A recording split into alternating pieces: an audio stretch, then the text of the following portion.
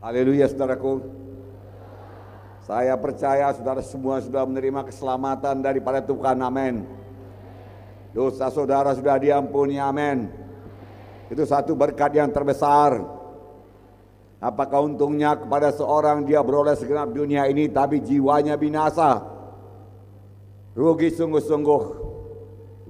Tetapi jiwa saudara tidak binasa, saudara beroleh hidup yang kekal setelah saudara meninggalkan dunia ini.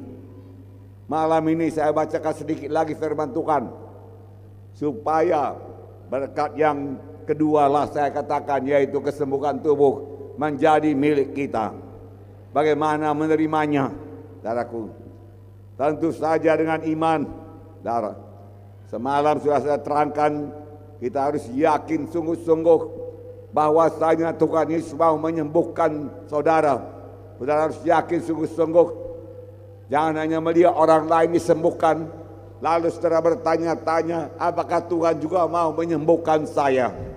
Saudaraku, Tuhan mau menyembuhkan saudara. Tuhan mau menyembuhkan semua yang sakit. Sama sebagaimana Tuhan mau menyelamatkan semua yang berdosa. Tuhan Yesus berkata, yang datang kepadaku tidak pernah aku tolak. Ragu-ragu saudaraku, bimbang, tidak akan menerima berkat apa-apa daripada Tuhan. Semalam sudah saya bacakan saudaraku firman Tuhan yang berkata, saudaraku, tetapi hendaklah yang memintanya dengan iman. Karena orang yang bimbang adalah seumpama ombak laut yang tiup angin sana kemari.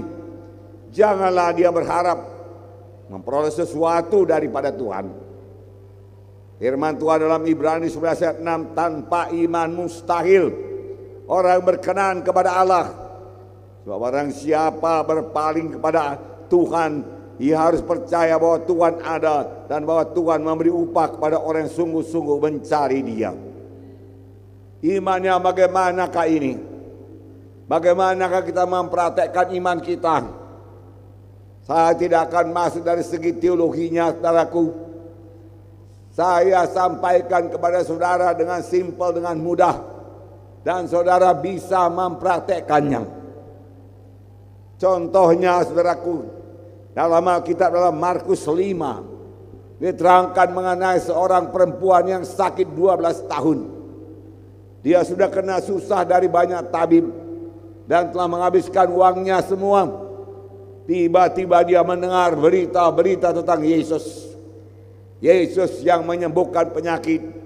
Yesus yang tidak pernah menolak orang yang datang kepadanya. Lalu dia pun berkata, kalau ku jamah saja jubah Tuhan Yesus, aku pasti sembuh. Kalau ku jamah jubah Tuhan Yesus, aku pasti sembuh. Kalau ku jamah jubah Tuhan Yesus, aku sembuh. Sudahkah dia sembuh pada waktu itu? Belum. Tetapi dia melihat dirinya sudah sembuh. Dia gembira, dia sukacita, dia begitu yakin hingga dia ucapkan, kalau ku jamah jubah Tuhan Yesus, aku sembuh. Dan dia cari Tuhan Yesus. Dan dia jumpai Tuhan Yesus di tengah kerumunan laki-laki. Saudaraku, dia datang terbungkuk-bungkuk. Karena pada waktu itu saudaraku tidak layak seorang wanita, apalagi sakit pendarahan, masuk dalam kerumunan laki-laki. Sebenarnya untuk berjalan saja melewati orang ramai, dia harus berkata, najis, najis, najis, aku najis. Tapi dia tidak peduli semua itu. Dia datang kepada Yesus, saudaraku. Diam-diam dari belakang dia jamah jubahnya. Sebab dia sudah berkata berkali-kali dia berkata, aku sembuh, aku sembuh, aku sembuh. Walaupun pada waktu itu dia belum sembuh. Tiba-tiba kuasa mengalir dari Yesus. Kuasa Yesus bergerak, mengalir menyembuhkan perempuan yang sakit 12 tahun ini, pendarahan 12 tahun. Dia rasa dirinya sudah sembuh. Yesus pun merasa ada kuasa keluar dari dirinya. Dan dia berkata, siapa menjamah aku? Murid-muridnya berkata, banyak orang mendesak-desak engkau Tuhan. Dan engkau masih bertanya, siapa yang menjamah engkau? Banyak. Tetapi ada satu jamahan lain, jamahan iman, saudaraku, dari perempuan yang percaya dia sembuh, yang percaya dapat berkat. Dia datang dan berlutut kepada Tuhan Yesus dan berkata, "Akulah dia Tuhan, aku sudah sembuh." Apakah Tuhan Yesus marah? Tidak. Tuhan Yesus berkata, "Hai anakku, imanmu telah menyembuhkan engkau." Tuhan Yesus tidak berkata, "Kuasaku telah menyembuhkan engkau." Kuasa Yesus tetap tersedia. Tetapi apakah kita punya iman seperti perempuan ini? Milikilah iman. Sebelum saudara sembuh, saudara yakin sungguh-sungguh, malam ini aku sembuh, malam ini aku sehat, malam ini aku kuat, aku jumpai Tuhan Yesus, aku datang pada Tuhan Yesus, aku bangun, aku bangkit. Bisa. Malam ini hidupku berubah karena Yesus ada di sini. Amin. Ada satu ayat Markus 11 ayat 24. "Karena itu aku berkata kepadamu, apa saja yang kamu minta dan doakan, percayalah bahwa kamu telah menerimanya, maka hal itu akan diberikan kepadamu." Apa saja yang kamu minta dan doakan, dan pada waktu kamu berdoa, kamu percaya, maka hal itu akan diberikan kepada kamu. Pada waktu saudara berdoa, saudara sudah percaya, pasti sembuh. Oh, pasti sembuh mahku, pasti sembuh. Dalam nama Yesus, Tuhan tidak menolak aku, walaupun secara panca indera, secara perasaan, rasanya belum ada yang sembuh. Tapi secara iman, saudara berkata lebih dahulu, "Aku sudah sembuh, aku sudah sembuh, aku sudah sembuh." Amin.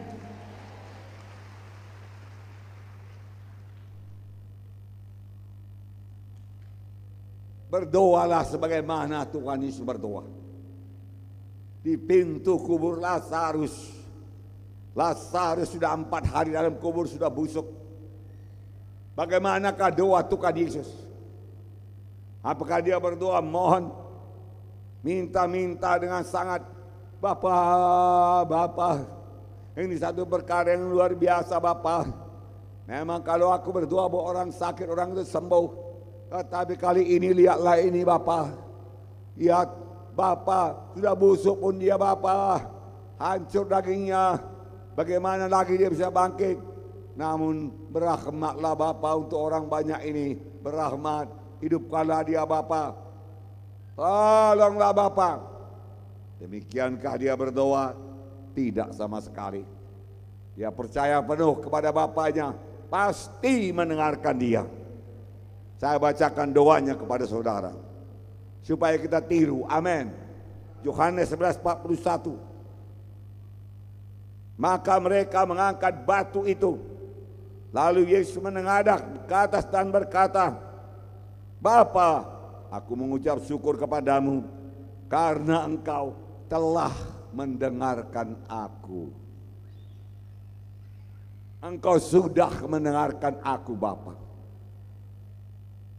Tidak usah pun kuucapkan satu perkataan, Lazarus sudah pasti bangkit.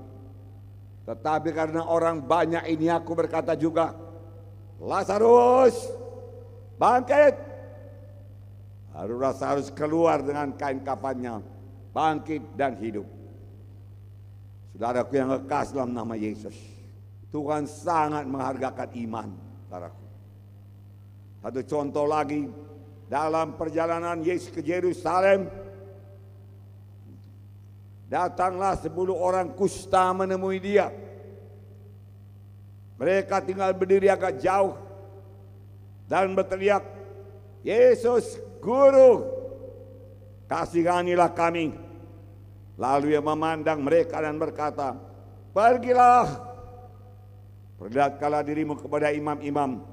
Dan sementara mereka di tengah jalan, mereka sembuh.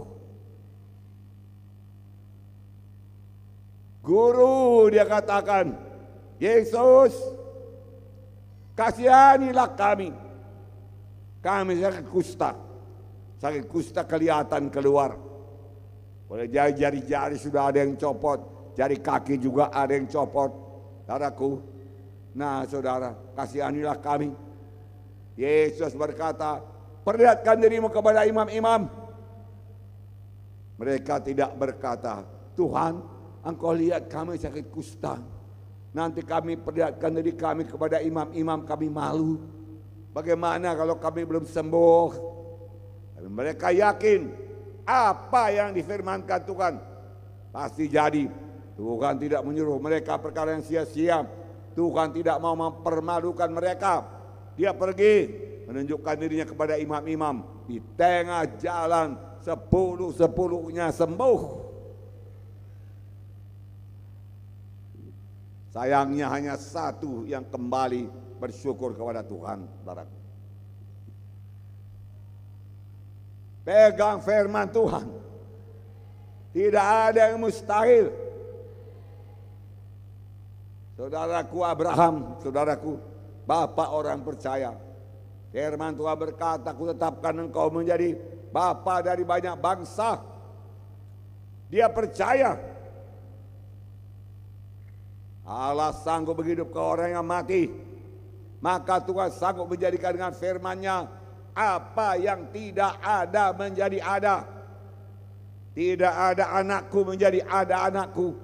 Tidak ada keturunanku menjadi ada keturunanku. Sebenarnya tidak ada dasar bagi Abraham untuk percaya. Umurnya sudah 100 tahun. Istrinya 90 tahun. Rahim Sarah telah tertutup. Tidak mungkin. Ahli kedokteran manapun saudaraku berkata, sudahlah Abraham, lupakanlah. Lupakanlah. Ahli kebidanan berkata, sudahlah Abraham, lupakan. Tidak mungkin itu. Belum ada sejarahnya Abraham. Tapi apa yang jadi kepada Abraham? Firman Tuhan berkata, terhadap janji Allah ia tidak bimbang. Karena ketidakpercayaan, malah ia diperkuat imannya dan ia memuliakan Allah dengan penuh keyakinan bahwa Allah berkuasa untuk melaksanakan apa yang telah ia janjikan. Karena itu, hal itu diperhitungkan kepadanya sebagai kebenaran. Pada hari ini sebelum kita masuk dalam doa, yakin sungguh-sungguh, gembira, sukacita, ini hari kebebasanku, ini hari kesembuhanku. Haleluya.